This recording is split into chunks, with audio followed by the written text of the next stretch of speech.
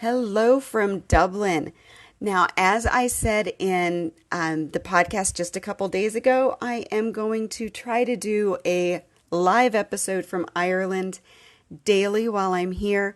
And if you listened last fall, you know that these are unedited, no bumper music. It's just me talking to you and telling you about the day and hopefully bringing you a little chat once in a while with the people that I am meeting while I'm here.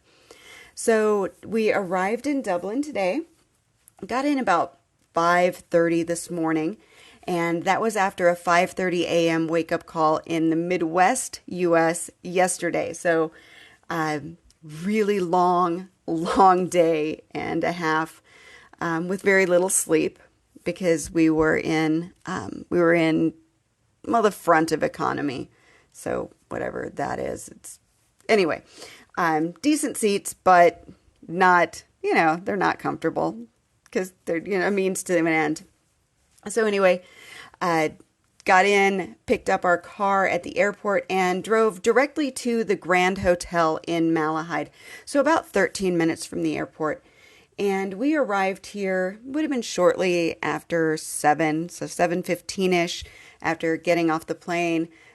Getting through immigration, which was actually super quick today, but then it took a long time for our bag to show up. So got here about 7:15, and while we couldn't get an early check-in because, oh my gosh, how great would that have been, right? 7:15. So obviously no early check-in, but the hotel was super gracious and let us utilize the leisure center to freshen up a little bit. So that was really, really nice. And then we walked down to the DART station and took the train into the city center and kind of hit the ground running. So one thing I did a little differently this time in regards to staying connected is I went with an eSIM on my phone. So it's not a physical SIM card. It's an electronic SIM. And it was super easy. I use Wi-Fi Candy for that. This is a new product that they have, and it cost me just under €20 for 5 gigabytes of data for 7 days.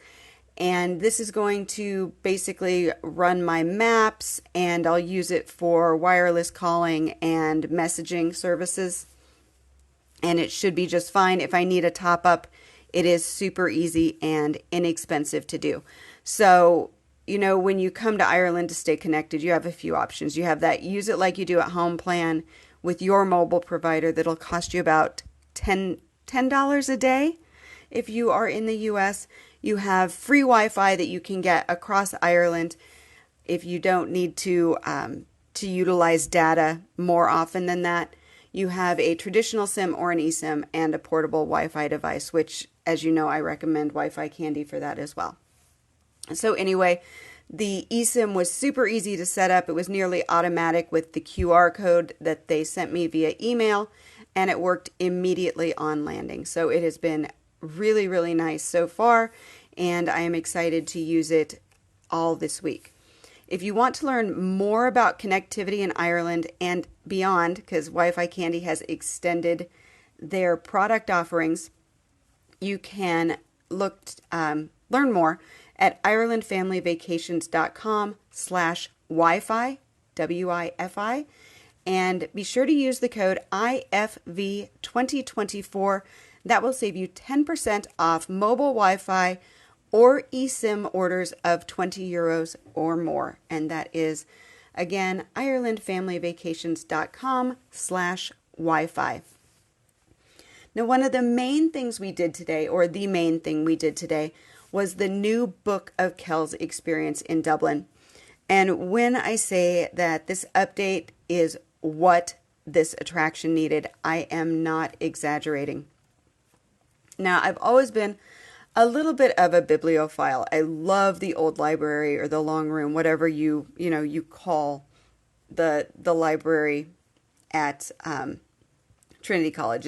It's kind of got both names, and they're both the same place. So the old library, the long room, it's the same location. And when it's filled with books, there is literally, there's nothing to me that is more spectacular than seeing this amazing library that is just floor to ceiling, wall to wall, filled with these ancient manuscripts. It's absolutely stunning. But the library is nearly empty. There are only about 4 rows of shelves that have books on them on the main level. And it's to give you an idea of what the shelves look like. But even those shelves are going to be emptied soon because the library is going through a massive refurbishment, cleaning all the books, stabilizing all the shelves, putting in a new fire safety system to make sure that just in case anything happens, all these amazing books are not destroyed. So huge, huge undertaking. And the library is going to be empty of all books very, very soon. And, you know, as to the Book of Kells exhibit, while it's interesting and it's better than the exhibit that was there previously, it just never really wowed me. The panels are interesting. They're large. They're very well done. They're colorful. There's even for children, there's a little pamphlet that they can, it's kind of like a little history hunt through there. So, but it just never really wowed me. I mean, it's very interesting to see the illuminated manuscript, but it was kind of something I just passed through as I went to the library. The exhibit itself kind of felt missable to me. So there's a new edition that is beyond the Book of Kells and the Long Room. And it's housed in this big red building that's been added to the campus. And it kind of reminds me of a huge shipping container. But it's really brought new life to these historic attractions. And I guess that the best way for me to describe this is that both the library and the illuminated manuscript come to life. It's really fascinating. It's kind of amazing the way they did it. It's in 3 separate sections, and they call them, they call it The Secret Life of the Collections. So I don't want to say that it's like the Long Room comes alive, but you've got different portions of it, and it tells you more about some of the books that are in there, or some of the marble busts that are in there of the authors and the playwrights, and they kind of talk to you and come to life. So it's really, really interesting.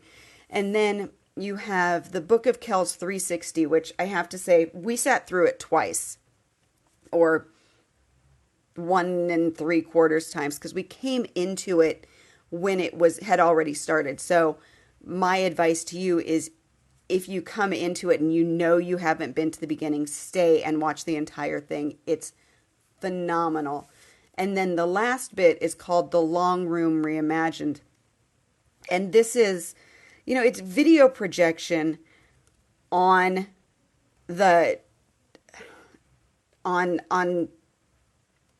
I can't even really describe what it's on, because it's projected onto, obviously, screens, but the screens are set up in a way that you are in the long room. Absolutely fabulous. And again, it tells the stories that are going on and the history of it. And it really is done so well. And I think that this is going to make the Book of Kells more popular than it already is. So I do really recommend it. You want to make sure that you are purchasing your tickets for that in advance, because you don't want to waste your precious vacation time waiting in line. Now, I've got pictures and the links to book your tickets, because the old Book of Kells booking links are still up and they're wrong. So you're going to land on it and it's going to say it's not available, and you're going to be like, I don't get it. What's going on? So just visit the show notes, click through to the website, and get the link there. If you're going to search for it online, what you're looking for is Book of Kells experience tickets, and that will get you to what you need on the Book of Kells or on the Trinity College website. And then the final thing we did today, we obviously did a lot of walking around. I think I walked my daughter's feet off. She is dead tired and fast asleep. So we did the vintage tea tours or vintage tea trips, tea bus, afternoon tea bus, because she had never done it before. And as always, that experience is just so much fun. The hosts on the tour are energetic and just happy that you're there and really entertaining. And obviously you're drinking tea and eating scones and tea sandwiches and treats as you zip through Dublin on a adorable double-decker bus. So really a fun experience and one I highly recommend. And again, just click through the show notes, take a look at a few pictures, and this is something that you also would want to book in advance so you can make sure that you get your seats. So that is all for today. You can probably tell I am absolutely exhausted. Going on at just after 7 p.m. and I think I've been awake other than a little bit of sleep on the plane. I don't know. I think I'm going on close to 28 hours, maybe a little more. I'm not mathing very well at this time. So, thank you so much for listening. I hope you will stick with me for the week and learn more about some of the things that we are doing and places you might want to add to your Ireland itinerary.